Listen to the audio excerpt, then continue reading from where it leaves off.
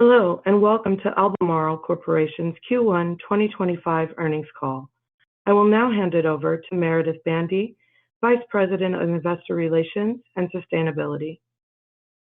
Thank you, and welcome everyone to Albemarle's first quarter 2025 earnings conference call. Our earnings were released after market close yesterday, and you'll find the press release and earnings presentation posted to our website under the Investors section at albemarle.com.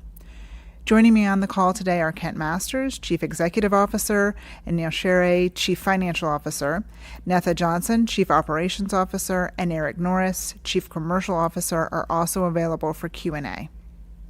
As a reminder, some of the statements made during this call, including our outlook, guidance, expected company performance, and strategic initiatives, may constitute forward-looking statements. Please note the cautionary language about forward-looking statements contained in our press release and earnings presentation. That also applies to our call. Please also note that some of our comments today refer to non-GAAP financial measures. Reconciliations can be found in the earnings materials. And now I'll turn the call over to Kent. Thank you, Meredith. For the first quarter, we reported net sales of $1.1 billion. Including increased specialties volumes and record lithium production from our integrated lithium conversion network. Adjusted EBITDA was $267 million, reflecting strong year-over-year improvements in specialties and Ketjen. We generated $545 million in cash from operations, achieving an operating cash conversion rate exceeding 200%. We are maintaining our 2025 outlook considerations based on recently observed lithium market prices. These considerations include the anticipated direct impact of tariffs announced to date. Note that the direct impact of tariffs is expected to be minimal, as Albemarle benefits from global diversification and current exemptions, particularly for critical minerals such as lithium salts and spodumene. Neal will provide more details on this later in the call. Regardless of shifts in the external market environment, Albemarle remains focused on controllable factors to ensure competitiveness through the cycle. To that end, we continue to act decisively across four key areas: optimizing our conversion network, improving cost and productivity, reducing capital expenditure, and enhancing financial flexibility. For example, through April, we achieved approximately 90% run rate against the midpoint of our $350 million cost and productivity improvement target, and our team has identified opportunities to reach the high end of the $300 to $400 million range. This includes incremental volume improvements as we ramp our new facilities and cost savings from placing our Chengdu site on care and maintenance. This quarter, we are also providing updated forecasts for global lithium market demand and supply. We anticipate global lithium demand growth in the 15% to 40% range in 2025, depending on tariff impacts, policy changes, and macroeconomic trends. Longer term, we expect the lithium demand outlook to remain robust, more than doubling from 2024 to 2030, driven by the energy transition and global demand for electric vehicles and grid storage. Incentivizing supply growth requires long-term lithium pricing well above current spot prices. Now, I'll turn it over to Neal, who will provide more details on our financial performance and outlook considerations. I will conclude our prepared remarks with further details on our lithium market forecast before opening the call for Q&A. Thank you, Kent, and good morning, everyone. I will begin with a review of our first quarter financial performance on slide 5. We reported first quarter net sales of $1.1 billion, which were lower year over year, mainly due to lower lithium market pricing. The pricing decline was partially offset by higher volumes in specialties. Energy storage volume was flat year over year as we optimized our own lithium conversion network and reduced the need for tolling volumes. First quarter adjusted EBITDA was $267 million, down 8% year over year, as lower input costs and ongoing cost and productivity improvements partially mitigated the impact of lower lithium pricing and reduced JV pre-tax equity earnings. Our focus on cost is showing through in the improved quality of our business, evidenced by our adjusted EBITDA margin improving by approximately 400 basis points year over year. Earnings per share was break-even in the first quarter. Adjusted diluted earnings per share was a loss of 18 cents after preferred dividends and excluding discrete tax items and other non-recurring factors. Slide 6 highlights the drivers of our year-over-year EBITDA performance. As I mentioned, specialties drove the volume benefit, while energy storage volume remained stable due to ramping conversion plants balanced by lower tolling volumes. Q1 adjusted EBITDA was down slightly due to lower lithium pricing and pre-tax equity income, partly offset by reduced COGS from lower cost spodumene. Our SG&A costs were down more than 20% year over year due to our restructuring and cost savings initiatives. Adjusted EBITDA increased by 30% in specialties and 76% in Ketjen year over year. Corporate EBITDA declined due to a foreign exchange loss compared to last year's gain. Turning to slide 7 for an update on the recently announced tariffs. The focus of our comments today will be on the direct impact of the tariffs that have been announced or amended as of this earnings release. We estimate the direct impact of the tariffs in 2025 to be relatively modest at approximately $30 to $40 million on an unmitigated basis. This impact is mostly attributed to specialties and Ketjen. Notably, the direct impact on our energy storage business is expected to be effectively zero, as most of our lithium production is sold within Asia. Additionally, we benefit from current exemptions for critical minerals, such as lithium salts and spodumene. Our teams are actively working on mitigations to these impacts, and we expect the mitigated impact could be significantly lower. In some jurisdictions, we have inventories that help to mitigate near-term impacts. In other cases, tariffs present opportunities to increase sales in countries with lower tariffs.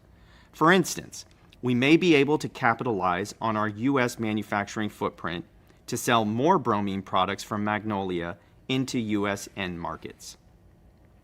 While the full economic impact of the recently announced tariffs and other global trade actions is unclear, we benefit from our global footprint and the current exemptions for critical minerals. As a result, we're able to maintain our full year 2025 outlook considerations even with the anticipated direct impact of tariffs announced to date. Moving to slide 8. As usual, we are providing outlook scenarios based on recently observed lithium market pricing. And on this slide, we have presented Albemarle's comprehensive company roll-up for each lithium market price scenario. As I just mentioned, these outlook considerations have not changed since we unveiled them last quarter. As a reminder, we have provided modeling for 3 price scenarios, including year-end 2024 market pricing of about $9 per kilogram lithium carbonate equivalent, or LCE, the first half 2024 range of $12 to $15 per kilogram LCE, and the fourth quarter 2023 average of about $20 per kilogram LCE. All 3 scenarios reflect the results of assumed flat market pricing across the year in conjunction with energy storage's current book of business, with ranges based on expected volume and mix. Turning to slide 9 for additional outlook commentary by segment. First, in energy storage, as a reminder, for 2025, approximately 50% of our lithium salts volumes are sold on long-term agreements with floors. Our contracts continue to perform in line with our forecast, and we have no significant contracts up for renewal this year. With these long-term agreements, plus other sales on contracts with volume commitments and market-based pricing, we continue to expect volumes to be slightly higher year over year. This is primarily due to the ongoing ramp of the Salar Yield Improvement Project in Chile, plus production ramps at our conversion sites, which helps improve fixed cost absorption and results in reduced tolling volumes. We realized a strong first quarter energy storage EBITDA margin of 36%, thanks to lower input costs and a greater proportion of lithium salts sold under long-term agreements. Second quarter margin is expected to be lower due to a lower proportion of lithium salts sold under long-term agreements. Net-net, we continue to expect the full year and the first half 2025 energy storage EBITDA margin to average in the mid-20% range, assuming our $9 per LCE price scenario. In specialties, we continue to expect modest volume growth year over year. We also expect to see revenue and pricing improvements mid-year, partially due to steady demand and temporary industry supply disruptions. Q2 EBITDA is expected to be lower primarily due to product mix. Finally, at Ketjen, we expect modest improvements in 2025 related to product mix, cost and productivity improvements, and continued execution of our turnaround plan. While revenue is expected to improve sequentially, Q2 EBITDA is expected to be lower due to product mix.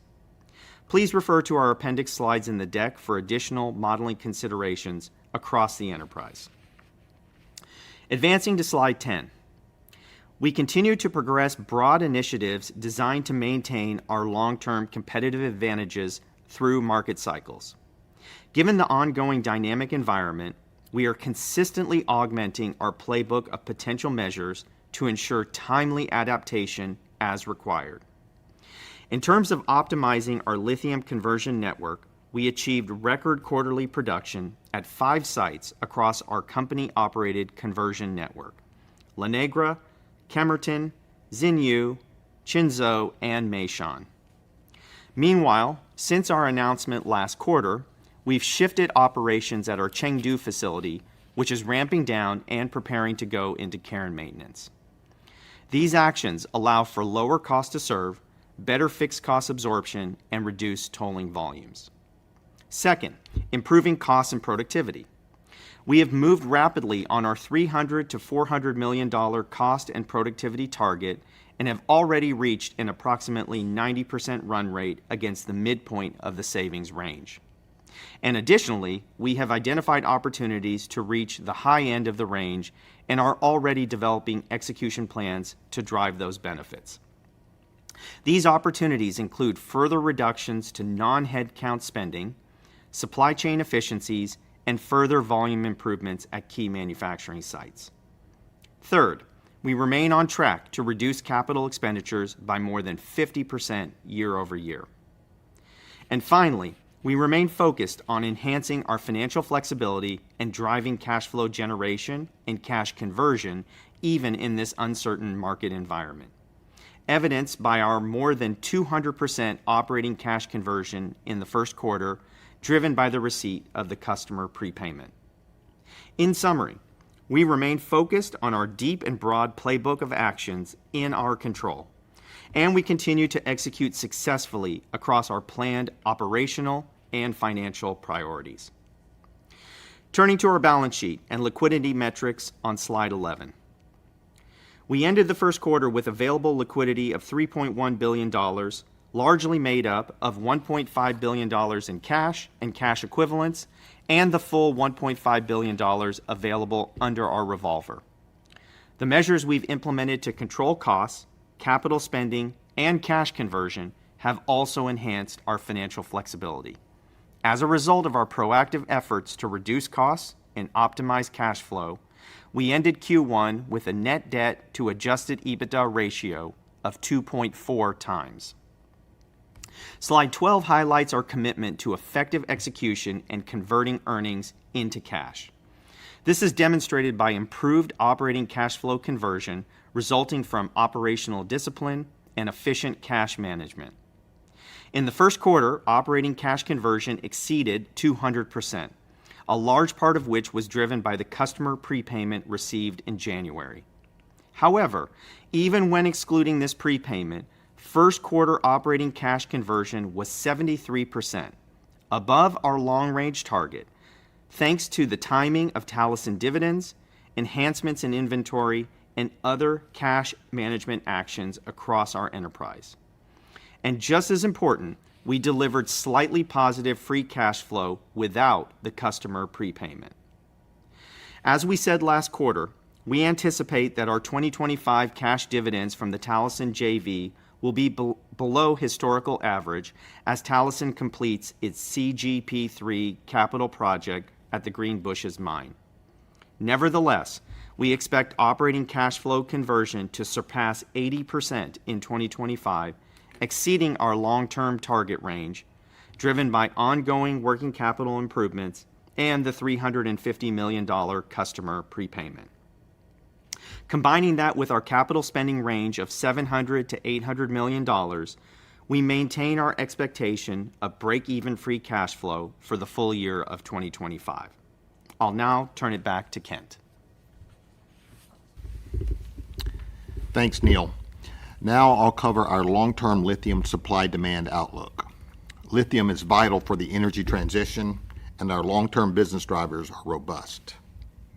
Beginning on slide 14, 2025 EV demand growth is off to a strong start, led by China, with EV sales up 41% year-to-date, driven by subsidies for battery EVs and plug-in hybrids.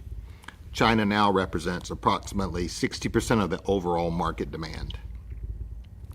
Europe also had a strong start to the year, with sales up 19% in January and February, thanks to a step change in regulatory emission targets. Finally, North America grew 17% year over year, with U.S. trends improving due to greater model availability and affordability. Overall, these trends reinforce confidence in the industry's long-term growth potential and continue to highlight that the regional dynamics are important factors to consider as the industry expands. Turning to slide 15, we expect lithium demand to more than double from 2024 to 2030, driven primarily by stationary storage and electric vehicle demand. Near term, we expect 2025 demand growth in the range of 15% to 40%, a wider than usual range, reflecting uncertainties around tariffs and other trade actions and their impact on the macroeconomic environment.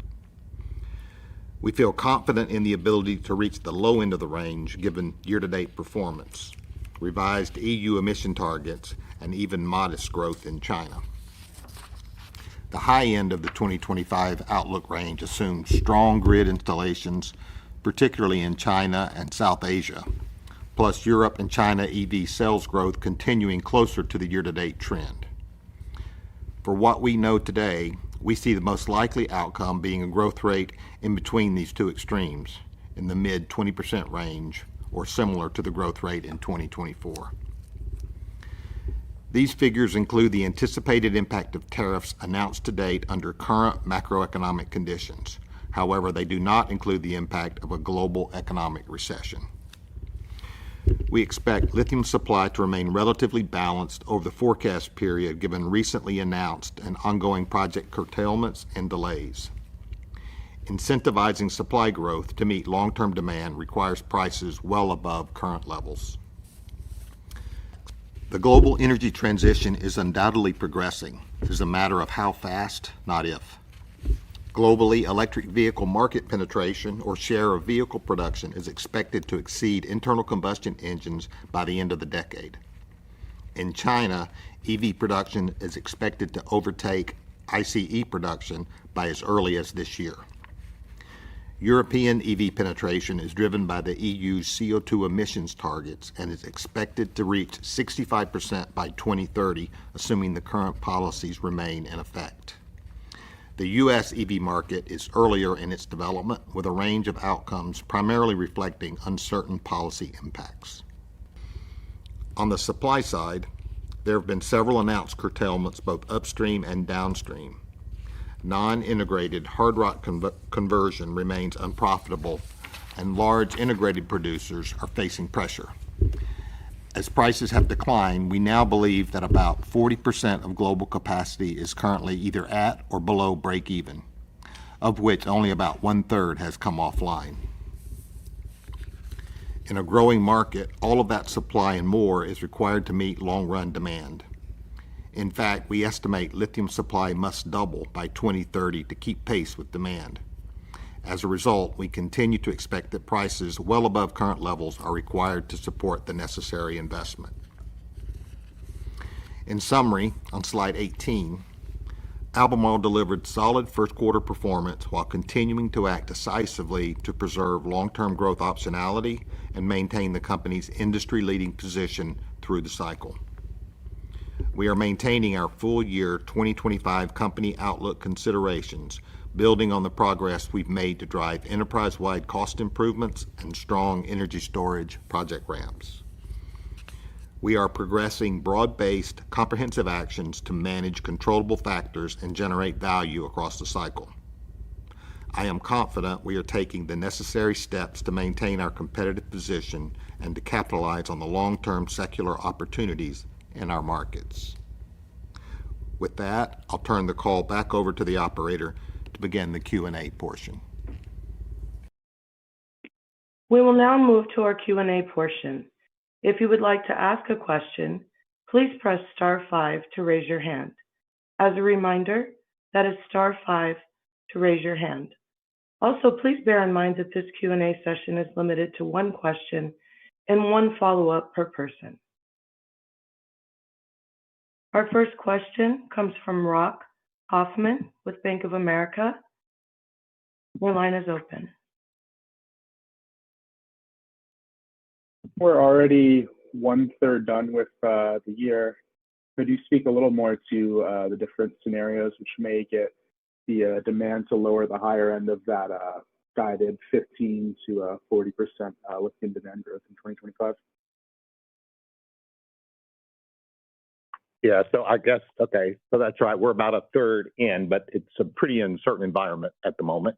And that reflects the range that we put out there, why it is as wide as it is. And we said in our comments, we thought, for lack of another number, I mean, the middle of the range is kind of what we think is reasonable at the moment. I mean, that's the two extremes are kind of the downside and the upside. So either everything going the wrong way or everything going in the right direction. So our best view at the moment, it's in the 20%, mid 20% range. That's our view. We're off to a good start, so it was stronger than that. And we know that some of that was pulled from last year a little bit. So our best guess is in the mid 20s. Thank you. And just as a follow-up, could you speak a little more to the progress in your productivity initiatives? And given you're already 90% of the way through the midpoint, in other words, roughly a $315 million run rate, is there upside to that $400 million high end either in 2025 or thereafter? Yeah, so we're kind of fighting to get to the top end of that range, but this is kind of a one-off program. We look at productivity and those type benefits as something that we constantly do.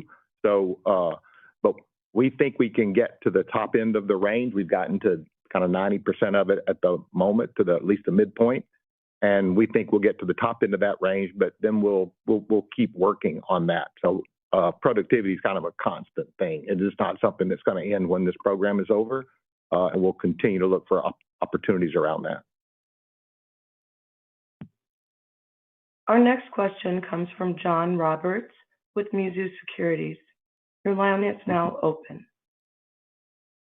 Back to the range on lithium demand forecast. Do you have an opinion on how hard or easy it would be for U.S. and European EV makers to copy some of the recent Chinese breakthroughs in cell pack design?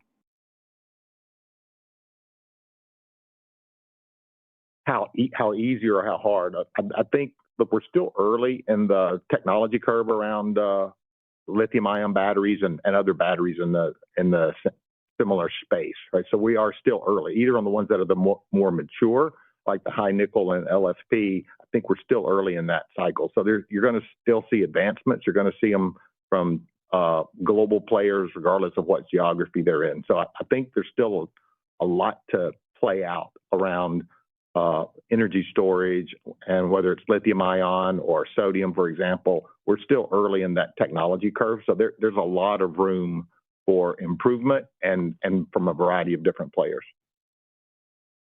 Thank you.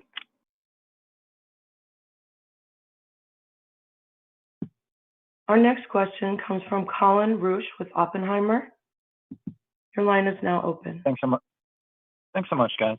This one's for Neil. I mean, as you look at the industry now that we've seen some deeper rationalization, how are you thinking about cross-cycle cash management, return on investment? If we think about a 3 to 5 year time period around those cycles. Yeah, hi there, Colin. Good morning. So look, from a cash management standpoint, or maybe more importantly, I think where I go to first is thinking about the cash conversion of this company. Obviously, for the work that we are doing around our cost savings, ramping our assets, and so on. If I look over the next 3 years, we've set a range of 60 to 70% kind of cash conversion as our benchmark, and that's what's turned up as we've done benchmarking with similar companies. And so that's something that we want to strive for, not just performing that way in a single year, but really being able to do that in a more consistent way. And I think as we line out our assets and get through our cost savings and work on the productivity initiatives that Kent mentions, I think that we can get there, and we can do that in a ratable way. Look, we've also said from this kind of ties into the cash management piece from a leverage standpoint. Obviously, we want to be lower than where we are today. We've always said that less than 2.5 times across the cycle is our target. We're not there today, so we're going to keep working on that. And you've seen the things that we've done to enhance our financial flexibility and make sure that we're moving in the right direction on that front. So look, I don't think there's a big change in our long-term targets, but I hope what you hear from our comments today and the performance that we've had over the last several quarters is that we are very focused every day on ensuring that we're driving to those targets or better, kind of using this benchmarking mindset to guide our actions. Thanks so much. And then just on the lithium contracting strategy, appreciate the comments that you don't have any major contracts rolling off this year. As you see the landscape evolving a little bit and we start to see autonomous vehicles start to drive more EV adoption, is there another cycle where you guys will have a little bit more leverage around contract negotiations and pricing as folks really start to attack the autonomous vehicle market here by the end of the decade? I think from our contracting strategy, I think ultimately it doesn't change; it evolves.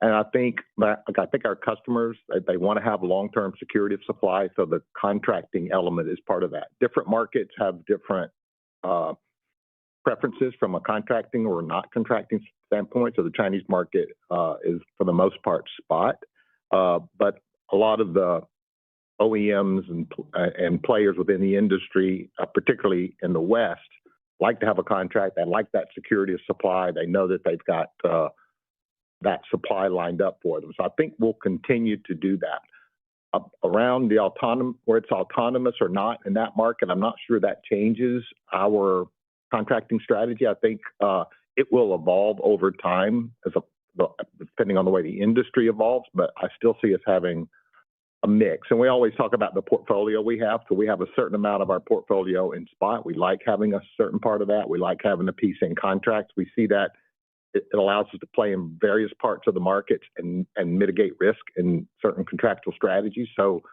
I think you'll always see us with that portfolio. It will probably shift a little bit over time depending on the market. Thank you. Our next question comes from Patrick Cunningham with Citi. Your line is open. Hey, good morning. This is Rachel on for Patrick. Very helpful view on the lithium demand. I guess, how much of the strong demand year to date would you attribute to tariff pre-buying, and any concerns on downside risk for ESS given the tariffs? Yeah, I'm not sure much of it was tariff pre-buying so much as it was about. I mean, we do know that our customers have told us they shifted volume from the end of last year into this year, more about regulatory issues in Europe than anything else. it was a strong start to the year. Not sure we can define exactly what that was, what it was. So we didn't have as weak of a period around Lunar New Year as we normally do. So it was a little stronger on that. I don't think it was tariff related, but with regulatory in Europe. And to be honest, I'm not sure why it was stronger than it was in China, but it was. Thanks, that's very helpful. And on the supply side, you've mentioned supply curtailment, but we've continued to see that supply response mainly from China. So do you think there are particular regions where you expect to see supply removed or any large project cancellations? Thank you. Yeah, I think it's going to be non-integrated hard rock conversion, right? So either the hard rock resource, or that conversion they're in the difficult part on the cost curve. So that's probably where we see that, and probably, frankly, we see it more in Western players than we would in Chinese players. Our next question comes from Aleksey Yefremov with KeyBank. Your line is open. Thanks. Good morning. Just to stay with the lithium market, you're forecasting demand to grow 200 to 600 kilotons this year. How much do you think the upstream capacity would be added this year as well?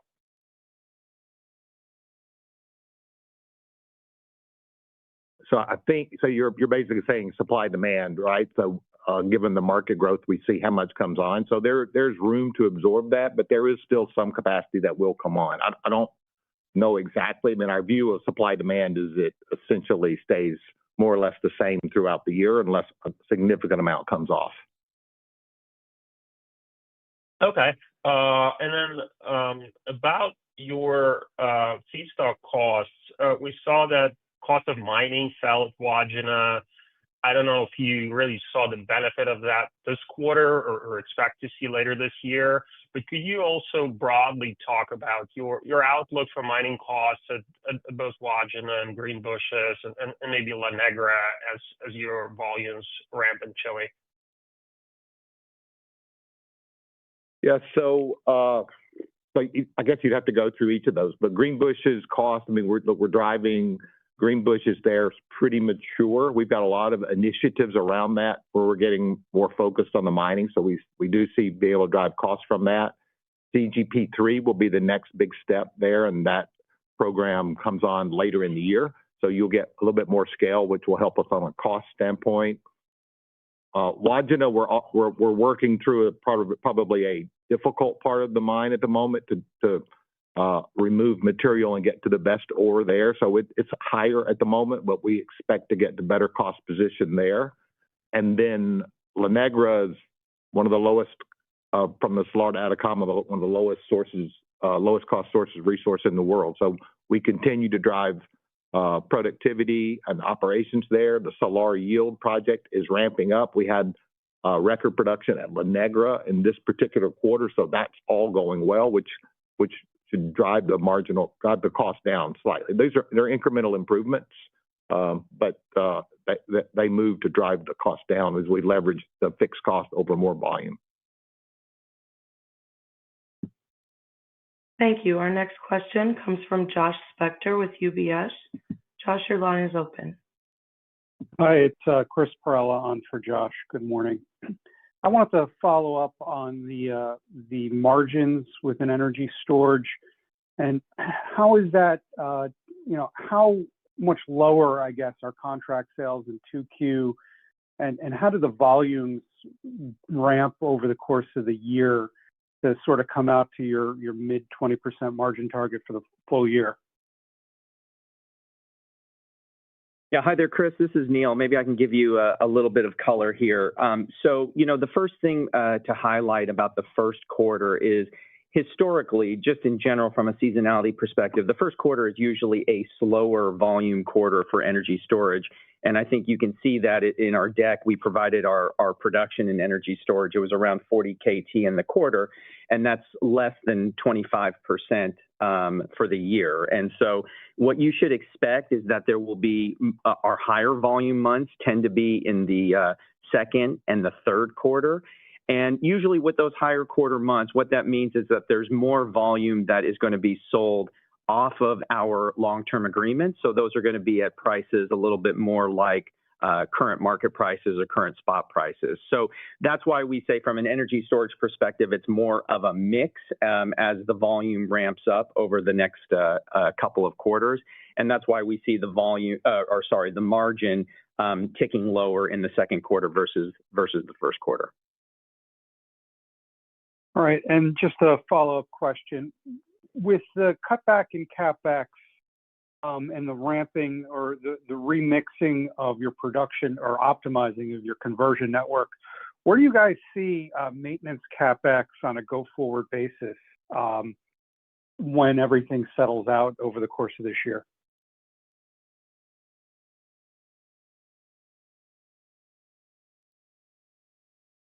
When you're asking the question, I was thinking about a longer term answer rather than this year. So I think it's going to be a little longer term, but look, we're trying to get to about a 6% of revenue from a capital standpoint, and we kind of say that at a mid-cycle price. So we use 15. We just say at $15, we would aspire to get to 6%, and we're a bit above that now. Prices are a little lower than that.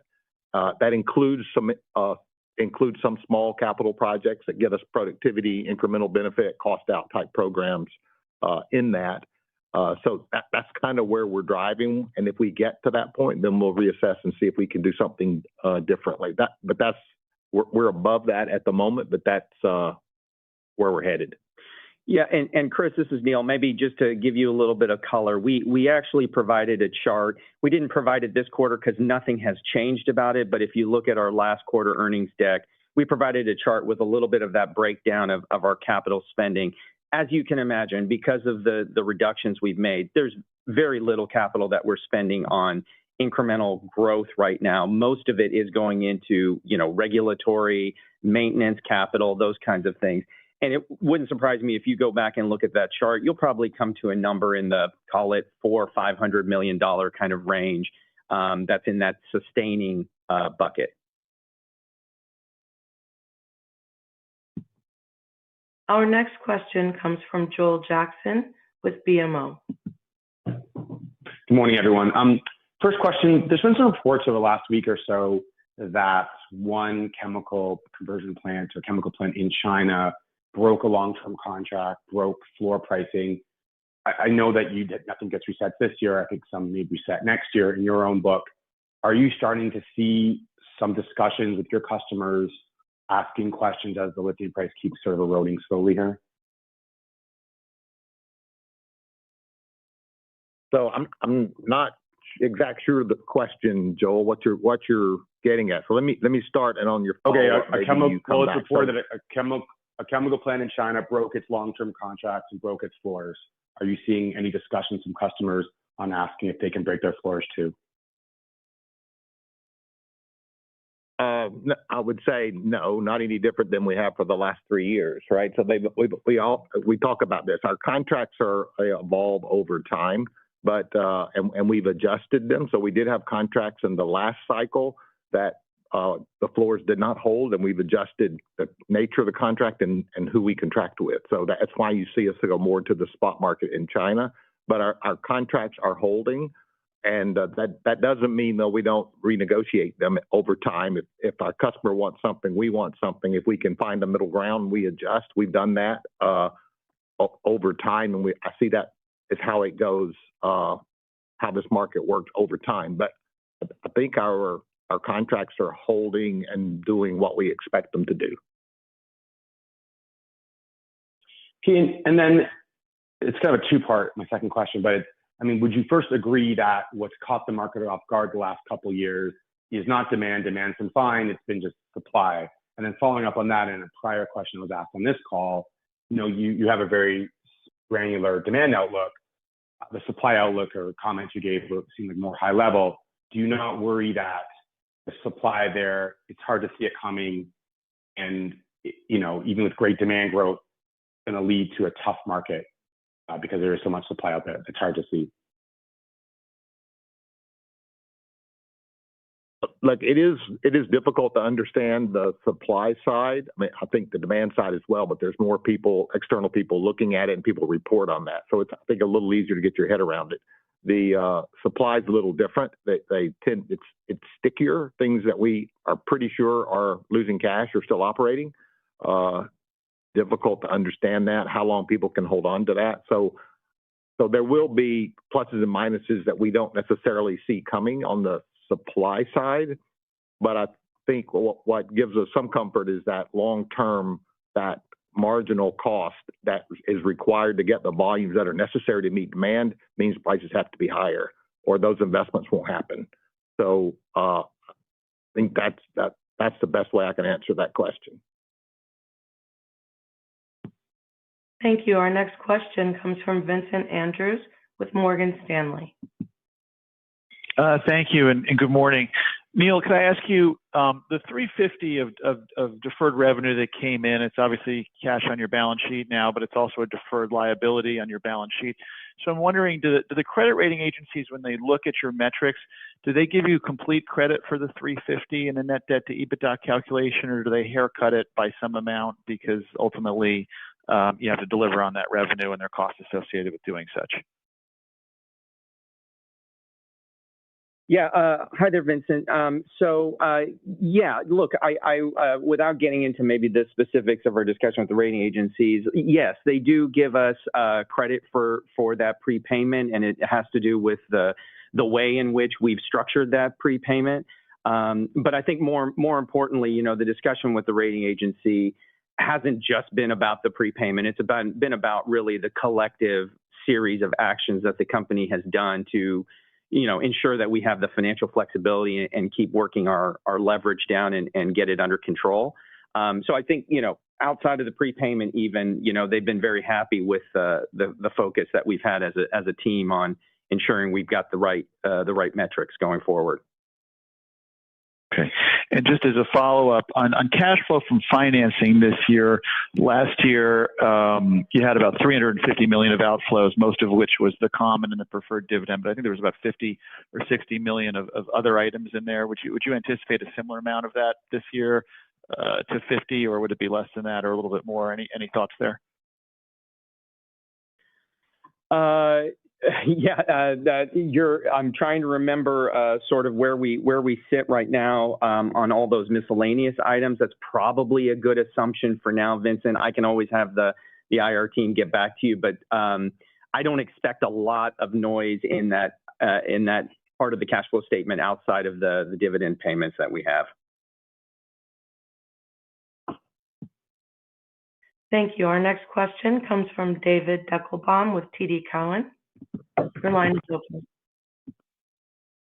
Thanks for taking my questions, guys. Neil, maybe for you, I just wanted to clarify, as you think about maybe the $9 a kilo scenario, if that persists in the 26, given all of the cost cuts that you guys have succeeded on so far, you guys guided, on the EBITDA margin for the second quarter and obviously highlighted the strength in the first quarter. How do you sort of think of the normalized EBITDA margin for the energy storage business exiting this year in sort of a $9 a kilo world?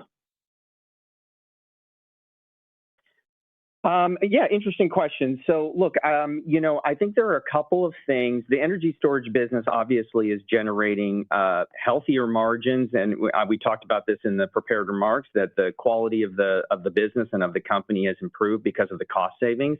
As you roll over into next year, I think there are a couple of things that are at flat pricing. There's a couple of things that are working in our favor here. Obviously, as we get into 2026, number one is our assets will be further ramped.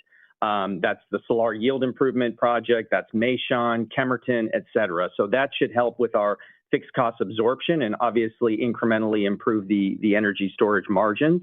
I think another piece of this also is that you will have more production coming out of Greenbushes with the CGP3 investment then coming online. So that's obviously not only a benefit for that JV, but that also means that we can push more of that Greenbushes spod through our own operations and even maybe leverage some of our tolling network as well to increase our volumes in the market too. So look, I think net, not counting on price, I think that, we still have some tailwinds that can be beneficial to the energy storage business, even going into 2026. And by the way, I forgot to mention, then you have a full year also of the cost savings. So not only do we, this year, obviously, we are ramping into the cost savings and we'll continue to deliver that. We hope to be at a pretty high run rate by the end of this year. Then next year, you obviously get the full benefit of that through the entire company. But of course, the energy storage business benefits from that as well. I appreciate the color there. As my follow-up, just maybe for Ken, just a higher level question. In the outlook, you talked about that the industry is obviously operating below incentive price levels now. How do you think about if pricing were to move to incentive levels? What is sort of the incentive price for Albemarle to begin spending growth capex again? And I guess just given some of the recent focus on the balance sheet and obviously on margin and cost savings, how long would you need to see a price response back to incentive levels before looking to get out of maybe maintenance level and start investing for long-term growth versus perhaps shoring up the balance sheet? Yeah, so look, our priorities now is we are shoring up the balance sheet, making sure we're in the right position there. The prices move. Look, the incentive price for different projects are all going to be different, and depends on where they are, what it is, whether it's resource from a resource perspective or conversion. They're all at different prices, and it's whether it bounces back and the prices bifurcate by market would be another indicator of that. So those would be some of the things we would need to see, and we're not going to, we got a little price movement. We're not going to jump toward kind of big investments. We're going to be a little bit cautious here. And as you say, shore up the balance sheet is a priority at the moment to make sure that we can manage this business through the cycles. So we do think there are going to be cycles both up and down, and we have to make sure we're in the right position for that and balance that with the growth because we want to make the investments in the right place. And we do have access to resources, world-class resources that we can invest behind. That's probably where you see us go first. Our next question comes from Arun Viswanathan with RBC. Your line is open. Thanks for taking my question. Congrats on the Q1 performance. I guess I'm just curious, two things. So first off, you mentioned the potential for grid storage to drive maybe some slightly better than expected volumes or maybe in the upper end of that range. Could you just discuss maybe some more of your efforts there and or maybe even within the industry? Have you seen any further commercialization there and what's Albemarle's participation there? Yeah, so the fixed storage or grid storage, we tend to call it fixed storage, but it's the same thing. It has, over the last few years, been about renewables and then balancing that with storage. So there was regulations in China that if you did renewables, you're required to put storage with that renewable at the same location. That regulation has changed. So now you're still required to do fixed storage, but it can be done centrally. So that's a little bit of a shift in the regulation, but the incentives are still there. And that's a growing space. Now it's becoming a little bit more about grid stability around AI data centers and things like that. So same application. Interestingly enough, it's the same customers we sell to, the same location, but they're selling into different segments. And we spent a few years ago, we had trouble understanding where the volume was going into, right? Whether it was fixed storage or mobility or EVs. And we've spent some time trying to understand that a little better. We have a better handle on it than we did, even today, we sell to the same customers, and that goes into the EV market or to the fixed storage market based on their book of business. So it's opportunistic, and it's been a good space for us. You know, frankly, a couple of years ago, we didn't think it was a place for lithium to play, that it would be a minor spot. Fixed storage now is getting close to 20% of the demand for lithium, and last year it grew more than EVs, marginally, but still it was growing there. So it's going to be an important component of our portfolio over time. Great, thanks for that. And I guess, you know, last year we did see some curtailments over the summer.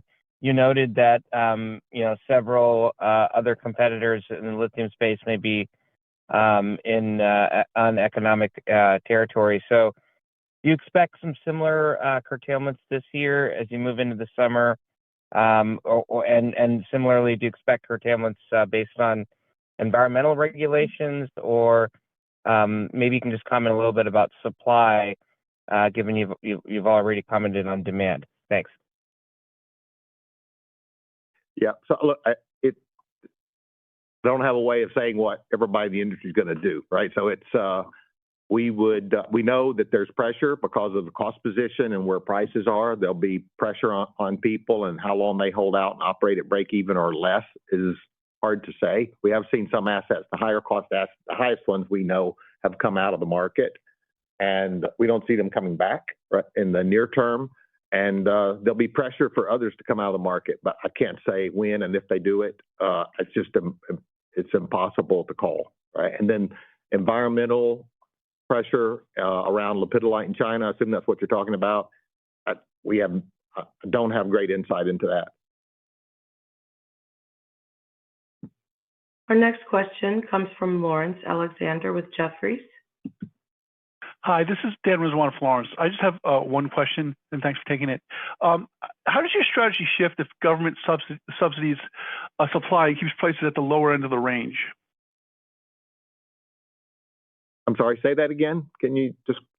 I'm sorry, I spoke too fast. How does your strategy shift if governments subsidize supply and keep prices at the lower end of the range? Yeah, so I mean, I guess our strategy is make sure that we are at a cost position and competitive at the bottom of the cycle, wherever that is, right? And what gives us confidence we can do that is the quality of the resources that we have. That allows us to participate where, you know, at the very bottom of the cycle, and I don't think it can stay there forever. So there will be opportunity, but it is the strategy really is the same. It's to leverage the quality of the resources we have and to make sure that we are very cost efficient.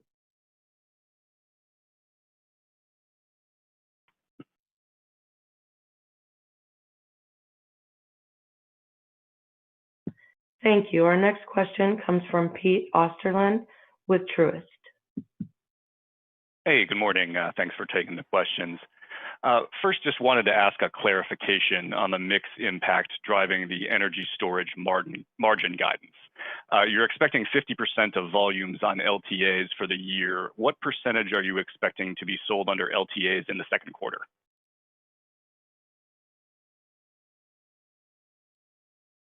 Yeah, hi there, Pete. Look, we don't give that level of specificity by the quarters. Like I said, I think I will lean back on my answer earlier on the call, which is in the first quarter, we had lower volumes and a little bit more of our mix was on those LTAs. As you think about the second quarter, think about, you know, as a percentage wise, there will be less volume on the LTAs and more as we ramp our volumes, more will be on those other contracts that we have that are more tied to current market prices or current spot.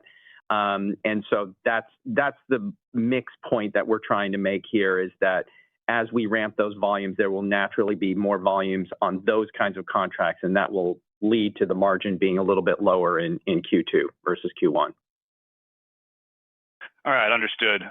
Just as a follow-up, I also wanted to ask about recent news that there's going to be some new derivatives contracts for battery materials, including lithium, being launched in June. What impact do you think that this could have on your lithium contract? I mean, do you get any sense from customers that whether it's duration or pricing terms of how your contract mix would evolve if there's additional pricing transparency in the market?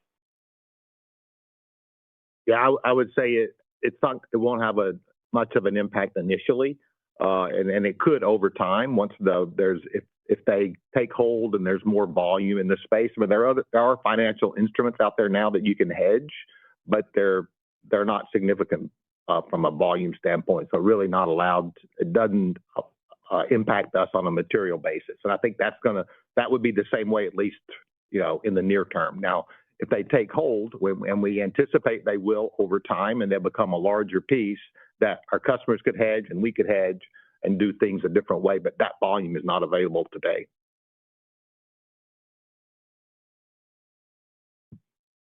Thank you. Our final question comes from Andre Castanos with Berenberg. Your line is now open. Thank you very much. My question will be on bromine, please. Have you noticed any changes in the trade situation of bromine and bromine derivatives from the USA to China? If so, has this impacted bromine pricing in general, or at least in maybe some decoupling in the two regions? Thank you. So I don't know that we've seen a change, right? So they have moved. They do move in that direction. They have over time. I don't know that we've seen a significant change in derivatives from bromine moving to China. Anybody? Any comment? Eric? No, I don't. We haven't seen any change in that. There, tariffs have played a role and a potential role, but there's been some exemptions as well that have allowed. So there hasn't been any real material change in flow. Right. And maybe the biggest short-term change is just a response to maybe a shortage supply in the industry that moved prices over the last month from $3 a kilogram to a high of $5.14 a kilogram. But that's since come back down to between a range of $3 and $3.29. So that's moved through the system already. Thank you. That's super helpful.